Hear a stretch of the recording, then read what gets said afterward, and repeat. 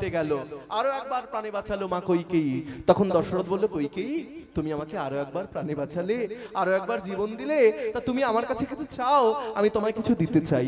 স্বামী, আপনার কাছে আমার কিছু চাবার নাই, যদি আমার কোনোদিন কিছু দরকার হয় আমি আপনার কাছ থেকে চেয়ে নেব।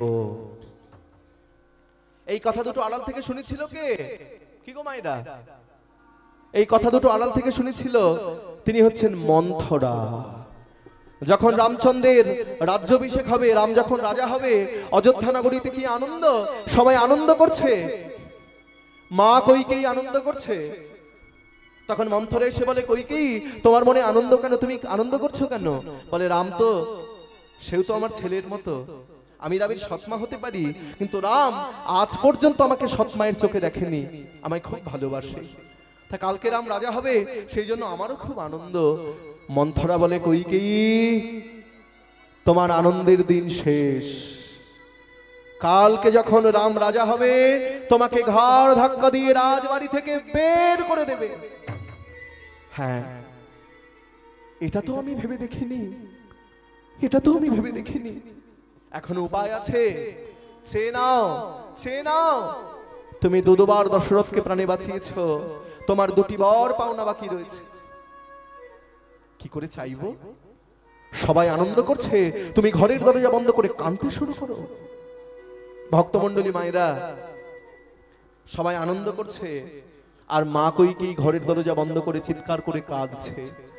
দশরথ এসে বলে, কইকেয়ী আজ আমার আনন্দের দিন, কালকে রাম রাজা হবে, আরে আনন্দের দিনে তোমার চোখে জল কেন, তুমি কাঁদছো কেন, কি হয়েছে? কইকেয়ী বলে, স্বামী আপনার কাছে তো আমি কোনোদিন কিছু চাইনি, তা আজকে যদি আমি আপনার কাছে কিছু চাই আপনি আমায় দেবেন? কইকেয়ী তুমি আমাকে দুবার প্রাণে বাঁচিয়েছো, তার বিনিময়ে তুমি আমার কাছে কিছু চাওনি, বলো বলো বলো কইকেয়ী বলো, তুমি আমার কাছে কি চাও? স্বামী বেশি কিছু চাইবো না, মাত্র দুটো জিনিস চাই, দুটি বর চাইবো, কথা দিলাম তুমি যা চাইবে আমি তোমাকে তাই দেব। মা কইকেয়ী বলছেন, প্রথম বর রামচন্দ্র 14 বছরের জন্য বনবাসে যাবে, আর দ্বিতীয় বর আমার ছেলে ভরত রাজা হবে। কইকেয়ী তুমি কেমন মা, কইকেয়ী তুমি কেমন?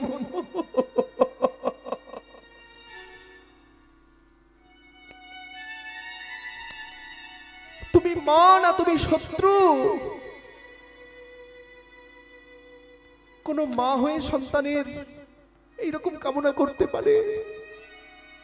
আমি জানি না, আমি জানি না তুমি কেমন মা, তোমারও কিন্তু সন্তান আছে, আমি জানি না তুমি কিভাবে সন্তান প্রসব করেছো, কেবল প্রসব করলেই হয় না মাতা, যদি না বোঝে সন্তানের ব্যথা। আমি রামকে ডাকবো, রাম আমার বড় ছেলে, কারণ ছেলে যদি বড় হয় বাবা মা কিছু করবার আগে ছেলের অনুমতি নিতে হয়। রামকে ডেকে আনানো হলো, রামচন্দ্র পিতার কাছে এসে হাত জোড় করে দাঁড়িয়েছেন, পিতা আপনি আমায় ডেকেছেন। রাম, আমি চাই তুমি আমার বড় ছেলে, আমি চাই কালকে সকালবেলা তুমি আমার সোনার সিংহাসনে বসো, কিন্তু তোমার সৎ মা কইকেয়ী চায় কালকে সকালবেলা তুমি 14 বছরের জন্য বনবাসে চলে যাও। এই অযোধ্যার রাজা আমি যদি ঘরে কথা না রাখতে পারি বাইরে কি করে কথা রাখবো? বলো রাম, চুপ করে থেকো না, বলো। রামচন্দ্র একটি কথা বলেছিলেন বাবা, কি বলেছিলেন? পিতা স্বর্গ পিতা ধর্ম পিতা হি পরমং তপ, প্রীতরি প্রীতিম আপন্নে প্রিয়ন্তে সর্বদেবতা। এই শ্লোকটা আমরা সবাই জানি, কিন্তু শ্লোকের অর্থ কি?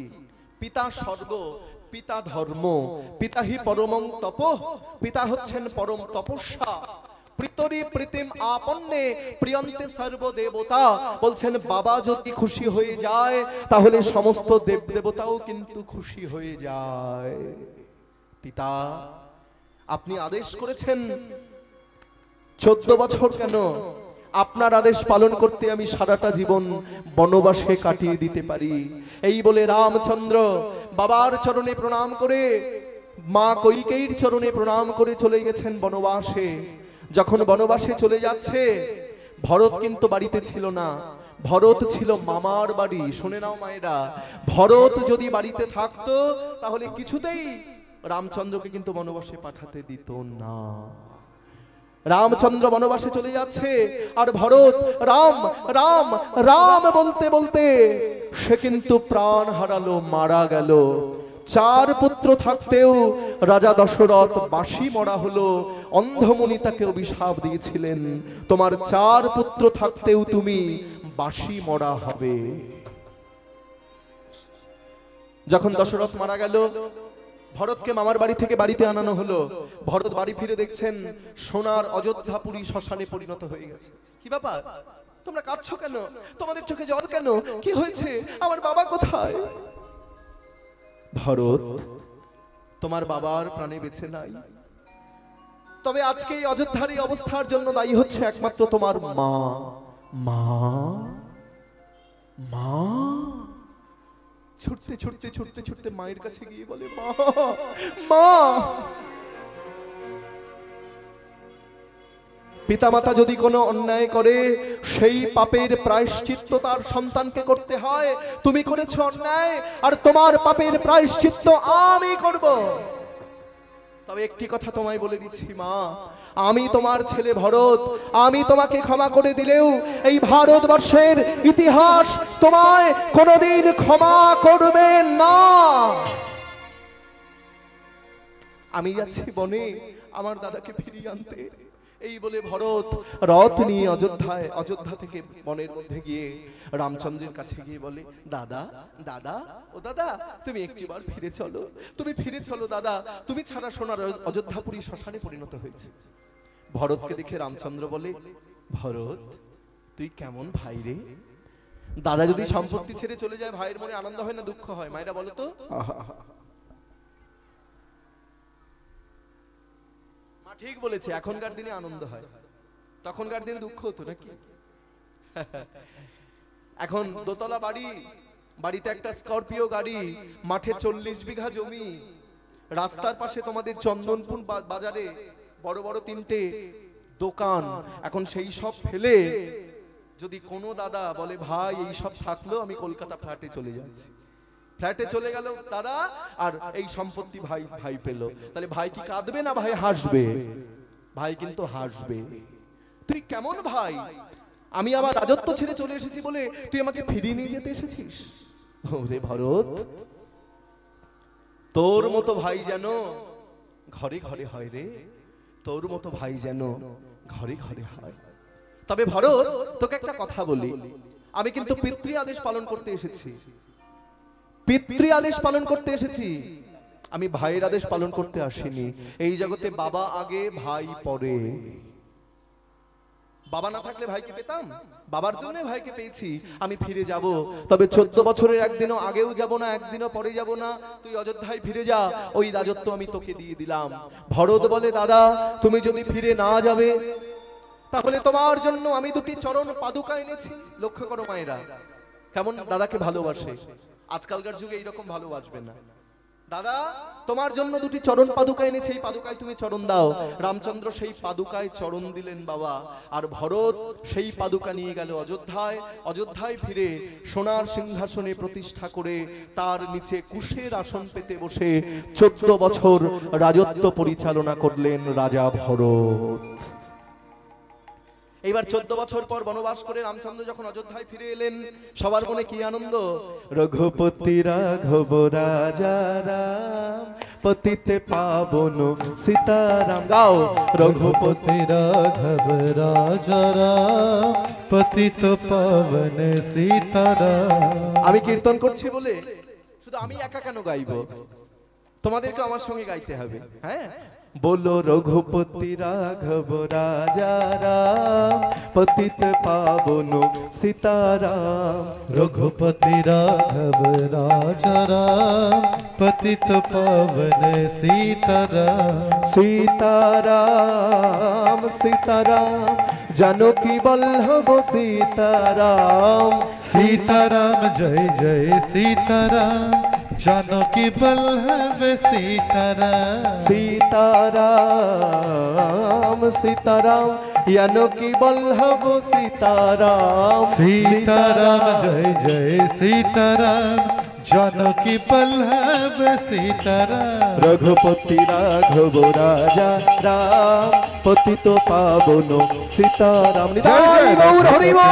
राघव राजा राम पतित पावन सीताराम जय जय रघुपति राघव राजा राम पतित पावन सीताराम। এইবার কি হলো মায়েরা, রামচন্দ্র ঘরে ফিরে এসে সবাইকে সবকিছু দান করছে। হ্যাঁ, যে যা চাইছে তাকে তাই দান করছে। আর দান করতে করতে ভরতের কাছে এসে রামচন্দ্র বলছে, এই ভরত ভাই, ভরত তোর মতো ভাই যেন ঘরে ঘরে হয় রে। তো ভরত, আজকে আমি আনন্দের দিনে তোকে কিছু দান করতে চাই, বল ভরত তুই আমার কাছে কি চাস? ভরত বলে, দাদা তোমার কাছে সোনা দানা টাকা পয়সা মণি মুক্তা হীরা রজত কাঞ্চন চাই না, তাহলে কি চাস? ভরত বলে, দাদা দিতেই যদি হয় তাহলে তোমার কাছে কি চাইবো জানো? বল ভরত, তোকে কথা দিলাম তুই আমার কাছে যা চাইবি ভাই আমি তোকে তাই দেব। ভরত কি বললো মায়েরা? বলে, দাদা যেদিন তোমাকে বনের মধ্যে ফিরিয়ে আনতে গেলাম কতবার বললাম, ও দাদা দাদা একবার ফিরে চলো ফিরে চলো, তুমি ফিরে এলে না।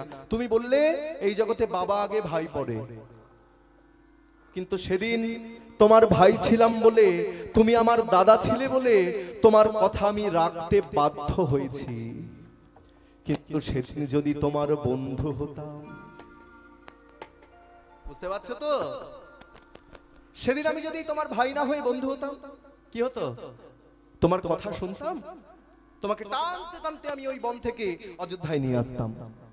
তাই দাদা আগত জন্মে তোমাতে আমাতে কোনোদিন যদি দেখা হয়, সেদিন আর ভাই হতে চাই না, আমায় বন্ধু করে জনম দিও বন্ধু হরি বল।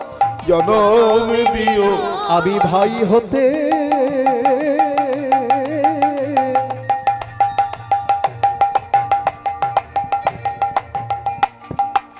আমি ভাই হতে চাই না দাদা, আমি আগে থেকে জানাই রাখলাম। আরে ভাই হতে চাই না দাদা, আমি আগে থেকে জানাই রাখলাম। আরে ভাই হতে চাই না দাদা, আমি আগে থেকে জানাই রাখলাম। আরে ভাই হতে চাই না দাদা, আমি আগে থেকে জানাই রাখলাম। ভাই হতে চাই না দাদা, আমি আগে থেকে জানাই রাখলাম। আরে ভাই হতে চাই না দাদা, আমায় বন্ধু করে জনম দিও, আমায় বন্ধ করে জন্ম দিও, আমি তোমার ভাই হতে চাই না।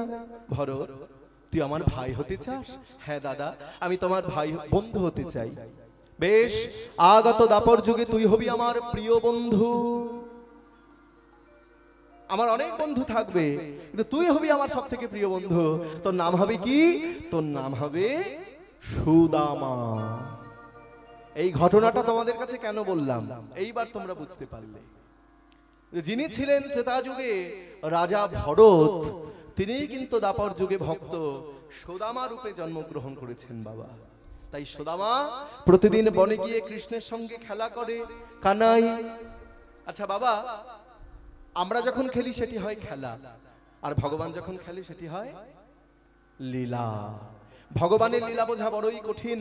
যোগী মুনি ঋষিগানী আমা হইতে হীন, এই মতো যেই ভক্ত শ্রদ্ধা ভাবে ডাকে, শ্রীহরির চরণ পদ্ম তাহার মাথায় থাকে। কোন ভাগ্যে কোন জীবের শ্রদ্ধা যদি হয়, সেই জীব সাধু সঙ্গ করয়। সাধু সঙ্গ হইতে হয় শ্রবণ ও কীর্তন, শ্রবণার্থে জীবের হয় অনর্থ নিবর্তন। অনর্থ নিবৃত্তি হইলে ভক্তি নিষ্ঠা হয়, নিষ্ঠা হইতে শ্রবণার্থে রুচি উপজয়। রুচি হইতে চিত্তে জন্মে আসক্তি প্রচুর, আসক্তি হইতে হয় রতির অঙ্কুর। সেই রতি গাঢ় হইলে ধরে প্রেম নাম, সেই প্রেম প্রয়োজন সর্বানন্দ ধাম। ব্রহ্মাণ্ড ভ্রমিতে কোনো ভাগ্যবান জীব, গুরু কৃষ্ণ প্রসাদে পায় ভক্তিলতা বীজ। মালি হইয়া সেই বীজ করে আরোপণ, শ্রবণ কীর্তন জলে তাহা করয় সিঞ্চন। উপজিয়া বালিলতা ব্রহ্মাণ্ড ভেদি যায়, বিরজা ব্রহ্মলোক ভেদি পরব্রহ্ম পায়। তবে যায় তদুপরি গোলক বৃন্দাবন, কৃষ্ণচরণ কল্প বৃক্ষে করে আরোহণ। তাহা বিস্তারিত হইয়া ফলে প্রেম ফল, ইহা মালি নিত্য সেচে শ্রবণাদি জল। কিন্তু যদি বৈষ্ণব অপরাধ, উঠে হাতি মাতা, উপারি তার ছিন্ডে যায় শুকি যায় পাতা, তারে মারি যত্ন করি করে আবরণ, অপরাধ হস্তি জইছে না হয় উদ্গম। কিন্তু যদি লতার সঙ্গে উঠে উপশাখা, ভক্তি মুক্তি বাঞ্ছা যত অসংখ্য তার লেখা, নিষিদ্ধাচার খুঁটিনাটি জীবহিংসন, লাভ প্রতিষ্ঠা আদি যত উপশাখার গণ। শেখ জল পাইয়া উপশাখা বাড়ি যায়, স্তব্ধ হইয়া মূল শাখা বাড়িতে না পায়। প্রথমেই উপশাখা করয়ে ছেদন, তবে মূল শাখা বাড়ি যায় বৃন্দাবন। প্রেম ফল পাখি পরে মালি আস্বাদয়, লতা অবলম্ব মালি কল্প বৃক্ষ পায়। সেই তো পরম ফল পরম পুরুষার্থ, যার আগে তৃণতুল্য চারিচরু স্বার্থ। তুমি বেদ, তুমি বিধি, তুমি মহেশ্বর, তুমি যাগ, তুমি যজ্ঞ, তুমি যজ্ঞেশ্বর, তুমি ধর্ম, তুমি কর্ম, তুমি হে অনন্ত। গোলকেতে বিষ্ণু, তুমি পাতালে অনন্ত। তুমি ইন্দ্র, তুমি চন্দ্র, তুমি দিবাকর, তুমি পবন, তুমি সমন, তুমি রত্নাকর, তুমি সর্প, তুমি দর্প, তুমি দর্প হারি, তুমি যজ্ঞ, তুমি রক্ষ, তুমি বনের হরি। তুমি অরুণ, তুমি বরুণ, তুমি খগপতি, তুমি তীর্থ, তুমি নিত্য, তুমি বসুমতী। তুমি জল, তুমি নির্মল, তুমি হে পর্বত, তুমি বৃক্ষ, তুমি পক্ষ, তুমি ঐরাবত। ভক্তের ভগবান তুমি শ্রী মধুসূদন, পুরাতে বাসনা মম এই নিবেদন। পরমাণু তুল্য সূক্ষ্ম, হিংস্রক তুল্য মূর্খ, ভিক্ষা তুল্য দুঃখ, সাধন তুল্য কর্ম, মানব তুল্য জন্ম, দয়া তুল্য ধর্ম, মহেন্দ্র তুল্য যোগ, কুষ্ঠ তুল্য রোগ, স্বর্গ তুল্য ভোগ, বর তুল্য ছায়া, সন্তান তুল্য মায়া, কার্তিক তুল্য কায়া, দৈব বল, আম্র তুল্য ফল, গঙ্গার তুল্য জল, পূর্ণিমা তুল্য রাতি, ব্রাহ্মণ তুল্য জাতি, অগ্রহায়ণ তুল্য মাস, দুর্বা তুল্য ঘাস, বাসুকি তুল্য ফণি, কোকিল তুল্য ধ্বনি, মৃদঙ্গ তুল্য বাদ্য, ঘৃত তুল্য খাদ্য, সর্বস্ব তুল্য পণ, বিদ্যা তুল্য ধন, উদ্ধার তুল্য জয়, মরণ তুল্য ভয়, গোলক তুল্য ধাম, তেমনি মধুর কীর্তন হরিনাম।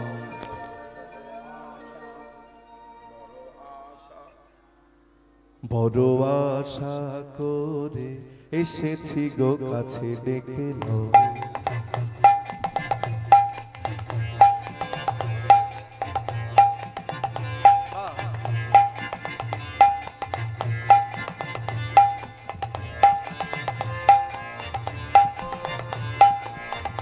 বড় আশা করে এসেছি গো কাছে ডেকে নাও। ফিরায়ো না জননী, বড় আশা করে এসেছি গো কাছে ডেকে নাও। দীনহীনে কেহ চাহে না, দীনহীনে কেহ চাহে না, তুমি তারে রাখিবে জানি গো। আর আমি যে কিছু চাহিনে, চরণ তলে বসে থাকি। আর আমি যে কিছু চাহিনে, জননী বলে শুধু ডাকিব। তুমি না রাখিলে গৃহ আর পাইব কোথায়? কেঁদে কেঁদে যাব, বড় আশা করে এসেছি গো কাছে ডেকে নাও। ফিরায়ো না জননী, বড় আশা করে এসেছি গো কাছে ডেকে নাও। যে কীর্তন তোমরা শুনতে এসেছো, পৃথিবীর সর্বশ্রেষ্ঠ সঙ্গীত হচ্ছে এই কীর্তন। তোমাদের বলে দিয়ে যাচ্ছি। হ্যাঁ, আমরা অনেক সঙ্গীত শুনতে পাই বাবা, কিন্তু যত সঙ্গীত তুমি শোনো না কেন, একমাত্র কীর্তন শুনলেই, কীর্তন সঙ্গীত শুনলেই কিন্তু ভগবানের চরণে পৌঁছানো যায়।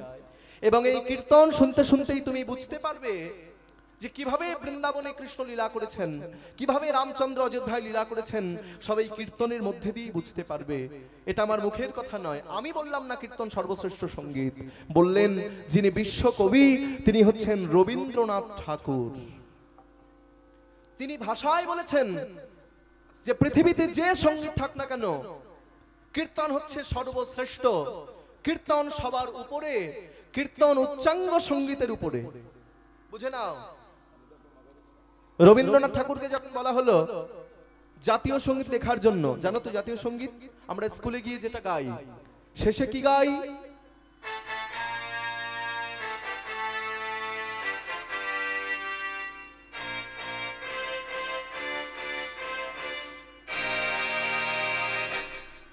জয় হে জয় হে জয় হে জয় জয় জয় জয় হে। আমরা 15 আগস্টের দিন গাই, তাই গাই না? 15 আগস্টের দিন প্রত্যেকটা স্কুলে 15 আগস্ট পালন করা হয়, আমাদের আনন্দের দিন, আমাদের ভারতবর্ষ স্বাধীন হয়েছিল, তাই না বাবা? ওই জাতীয় সঙ্গীতটা রবীন্দ্রনাথ ঠাকুর কোথা থেকে নিয়েছে? দেখবে যে কীর্তনিয়া কীর্তন করতে আসুক না কেন, দেখবে সেই গাইবে হরি বল